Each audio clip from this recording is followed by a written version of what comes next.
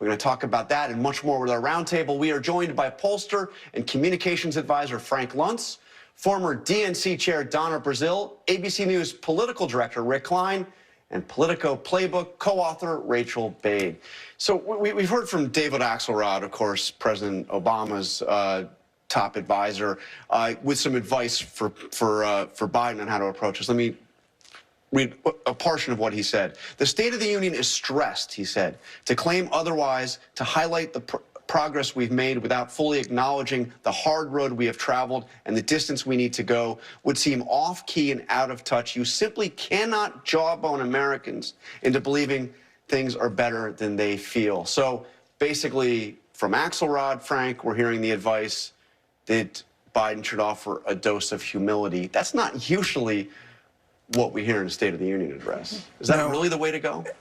He's got to tell the truth, which means you have to acknowledge where things are. You can't tell people that happy days are here again and you're in the middle of a depression. You can't tell people that things are good.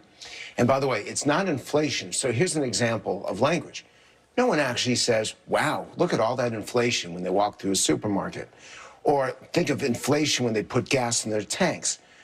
The American people are paying more for everything they've got. And they wonder, is it ever going to stop? They look at what's going on in Ukraine and they wonder, have we lost our respect? They look at shortages that they went through and they wonder, are they ever going to be able to get that house or the car that they want to buy? This is real. There's a level of anxiety that I haven't seen since the 1970s, and I'd be curious to your reaction. Joe Biden ran as Harry Truman. He thought he was going to govern as Franklin Roosevelt. But this, to me, looks just like Jimmy Carter in every possible way. And those people sitting in the chamber on the 1st of March are going to wonder from this president, is he going to do to them what Jimmy Carter did, which is give us Ronald Reagan? Is he going to do to them what Bill Clinton did, which was he gave us Newt Gingrich? But you know, the music is more important than the melody, and you know the lyrics because you use inflation doesn't matter. When I go in the grocery store, it jumps at me because I know the price of Not eggs. Inflation, prices, costs. It jumps at me. Costs. Correct, the cost. But you know what else jumps at me? The number of people I know that have died because of COVID. The number of siblings that have been sick or relatives that can't go back to work.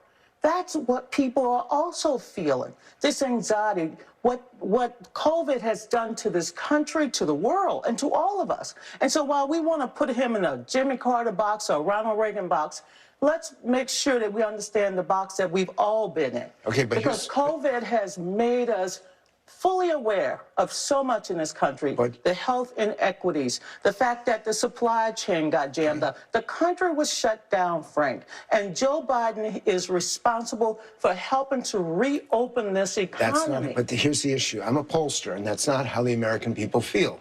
They put him in to address it directly, to challenge the mistakes of the Trump administration. And instead, we've had testing problems, we've had shortages, people have not been able to get access, and there's been continuing reversal of the federal government on what their strategy and standards should be. So Joe Biden can't even get credit for that.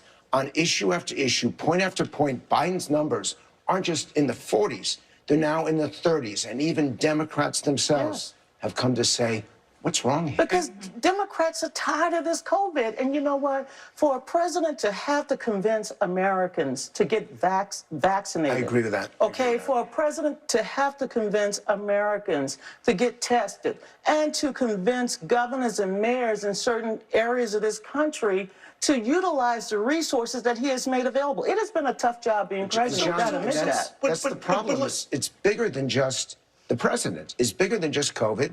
Bigger than just prices. We genuinely have, and you study the polls, we genuinely have a malaise in this country, a belief that things are going wrong, a lack of trust in our elected officials to do what's right, and a fear of the future. John, we are as negative as we have been in 40 years. Another big factor in the midterm election is Donald Trump, of course. And we had a major development, Frank, regarding the Trump organization and the investigations into their business practices.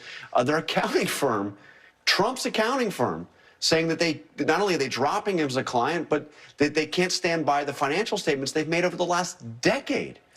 So The question I have for you, Frank, is are Republicans feeling some anxiety about tying themselves too closely to a Donald Trump that's where it seems to be the legal walls seem to be kind of moving in on him? So let's make some news. Okay, let's make some news. If you look at the polling data, you do the focus groups, you talk to independents, as I've done, I find it difficult to see any other conclusion than Republicans winning control of the House and winning control of the Senate in November. Now, a lot of stuff can change, and I know that we don't know what's going to happen in Ukraine.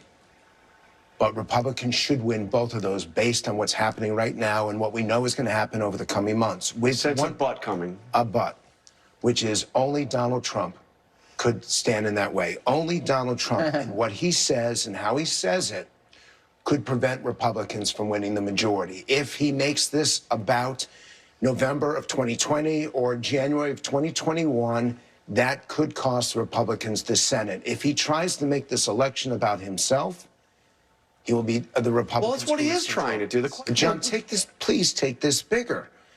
That in the Hill staff, I was up in the Hill Monday and Tuesday on the Senate side. I interviewed 33 staffers. Every single Democratic staffer had a mask. Every single Republican staffer did not. Even on issues of health, on security, on every aspect of our lives, we're now polarized, we're now divided, and we don't talk to each other anymore. There's more of a conversation and less of a conflict on this set than there is in any other place in Washington. Well, let me just say this. Donald Trump accounting firm did this, okay? Yeah. When somebody rips their agreement... Can I have that? No, because I don't want you to eat it. It might be I save important stuff like stuff. this.